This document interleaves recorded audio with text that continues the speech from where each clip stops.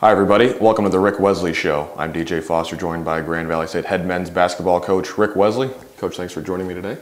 Nice to be here. Coach, tough week for you last week. You lost a pair of home games, your only home games in the month of January. You're 9-6 overall, 5-4 in GLIAC play now. You lost 2 games last week, both of which you led at halftime by 2 points actually in each game before it ended up falling in the second half of those games. Give me your overall thoughts on the week before we get into each game individually. Well, I thought we in both games we started off pretty good with our energy, with our effort. Defensively, in particular, I thought we were pretty good. And but then in both games, as time went on, you know, our lack of execution, our lack of discipline, if you will, offensively, probably is what cost us. We had some periods of time in both games where we just hit some scoring droughts, and both of those teams were playing well, and boy, against good teams, you can't afford to have that happen. Against Northwood on Wednesday, a team you'd already played earlier in the year at their place, you lost 63-59. You led 27-25 at halftime, but I think the Achilles heel in the game was free throw shooting. You were 25 of 36 in the game, 16 of 25 in the second half. And in a game you only lose by 4 points, you miss 11 free throws. That stands out, as a big story in the game. Is that what you kind of saw? Talk about the Northwood game a little bit. Well, no question. There's always things you wish you'd have done better, but by the same token, we got 36 free throws, which has been unusual for our team this year. So we really, I would say that would be indicative that we were being pretty aggressive.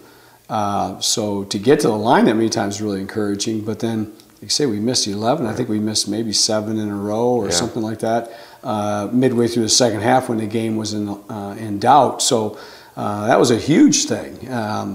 Pretty good offense, pretty good play, results in drawing fouls, and you go to the free throw line and you miss free throws. It's just a killer. We've been an outstanding free throw shooting team. Right. I think we're the top free throw shooting team in the GLIAC, so it's hard to sort of say, well, here we go again. It felt like we were doing the right things. Right. I think the guys wanted certainly to make them, but for whatever reason, we didn't knock them down. And then by missing them, it just made it into a heck of a game right down to the end. And then we had one major mix-up late in the game defensively, and that cost us. But like I say, the guys' effort was pretty good. Had a lot of positives, certainly played better against them here than we did at their place, but inability to knock those free throws down probably cost us the game. And it didn't get much easier on Saturday as number 18 Hillsdale came in. They had a 10-game winning streak, but you led 30-28 at halftime. You played a great first half defensively. You were able to stick with them on the offensive side of the ball. They had a 15-2 run to start the second half, which really hurt. And again, free throw shooting was the story, but this time more on Hillsdale's side. They went to the line 26 times, making 20. You had just 8 free throw attempts. You made 4, so it all ends up in a 60-50 defeat. Talk about the game against the Chargers. Yeah, same team. 36 free throws on Wednesday and only 8 on Saturday. It's hard to figure that out.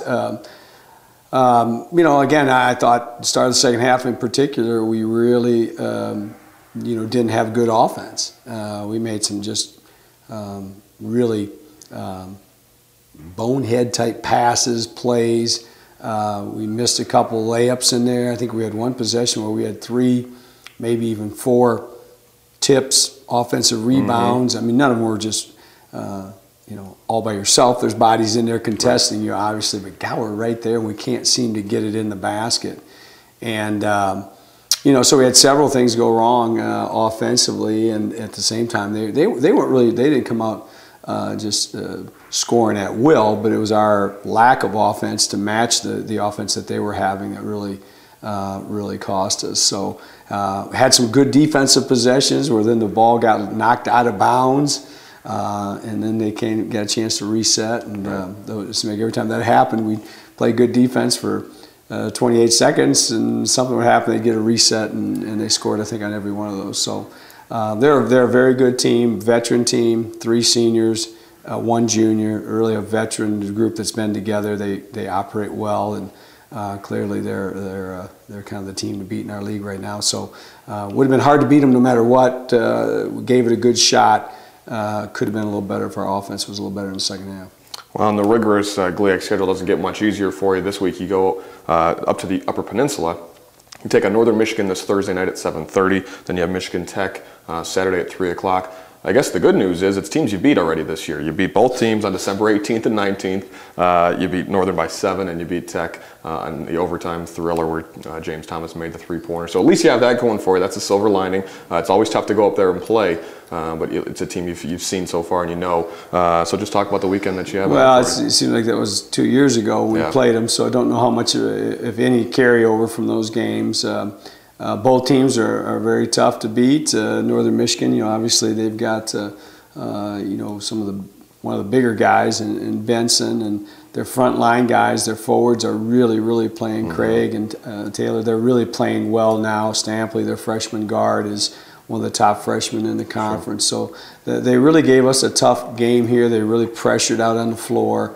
So that's going to be a real challenge for us. It's always tough to play up there. And then, of course, Michigan Tech, again, the team everybody would pick to win it, and I still think they're going to be right in the race right to the end with Ali Hadar and Hojanicki and Cooley and all the weapons that they have. So, like I said, the schedule doesn't get any easier. We're just trying to find our way, doing all we can to battle and try to get up in that first division. Well, Coach, we wish you the best of luck. The good news is the weather's not too bad up north, so at least the bus ride should be nice up there, and we hope you come back with a couple victories for us. All right, thank you. Thanks, Coach. Thank you for watching the Ric Wesley Show here on the Grand Valley Sports Network.